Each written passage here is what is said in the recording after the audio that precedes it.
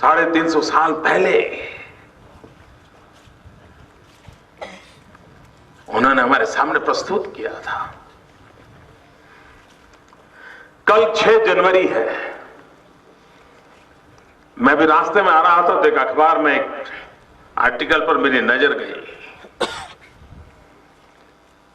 350 साल पहले 6 जनवरी को छत्रपति शिवाजी महाराज सूरत पधारे थे।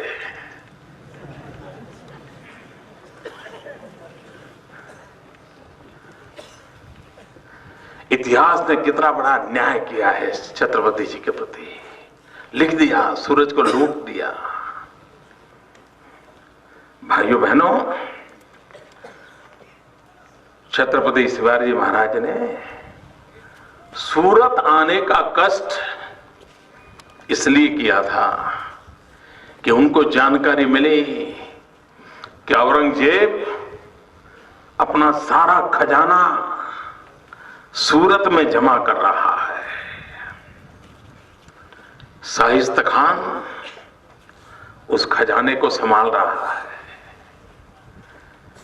और छत्रपति शिवाजी महाराज को लगता था कि अगर हिंदवी स्वराज की स्थापना करनी है तो ये जो लुटेरों ने धन लूटा है उसी को ला करके उसी के पैसों का उपयोग करते हुए मैं हिंदवी स्वराज की स्थापना करूंगा। और भाइयों बहनों, अगर स्थानीय लोगों का सहयोग नहीं होता, समर्थन न होता, तो ये काम संभव नहीं होता। मैं इतिहासज्ञ नहीं हूं, लेकिन मैं अनुमान लगा सकता हूं कि सूरत के उस जमाने के लोग होंगे जिन्होंने छत्रपति शिवाजी महाराज को जानकारियां दी होगी। सूरत के उस जमाने के लोग होंगे जिन्होंने वहां आने के रास्ते तय करके दिखाए होंगे।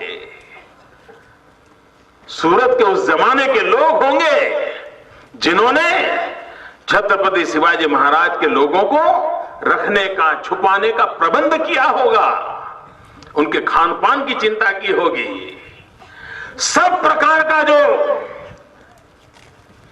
सपोर्ट चाहिए वो सपोर्ट सूरत के उस युग के नागरिकों ने दिया होगा। और तब जाकर के छत्रपति शिवाजी महाराज औरंगजेब के खजाने पर कब्जा कर पाए होंगे। और इसलिए यह शब्द प्रयोग करना कि सूरत लूटने आए थे, वो छत्रपति शिवाजी महाराज का घोर अपमान है। ये विकृत इतिहासकारों की देन है। ऐसे शब्दों ने ही इतिहास के प्रति हमारा जो स्वाभिमान होना चाहिए, गौरव होना चाहिए, इसके प्रति कुछ न कुछ नए भाव पैदा ऐसी स्थिति बनाई है। भाइयों बहनों, मेरे लिए सौभाग्य के पल है छत्रपति शिवाजी महाराज की समाधि के पास बैठ करके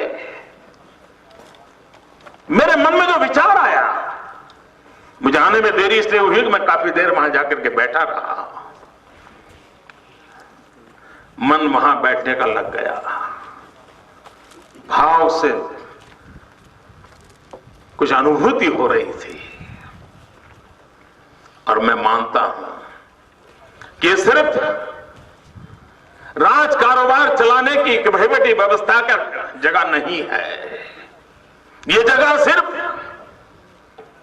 दुश्मनों को परास्त करने के लिए युद्ध का सुरक्षित स्थान है, ऐसा सीमित अर्थ में नहीं करता हूं।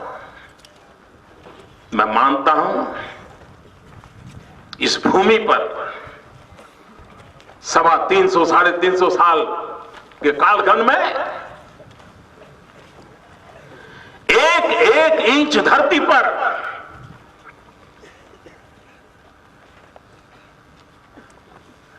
दिव्य भारत के, भव्य भारत के सपने बोए गए हैं। यहां की धरती खोए हुए सपने पुकार रहे हैं। एबीपी माझा, उघडा डोळे बघा नीट.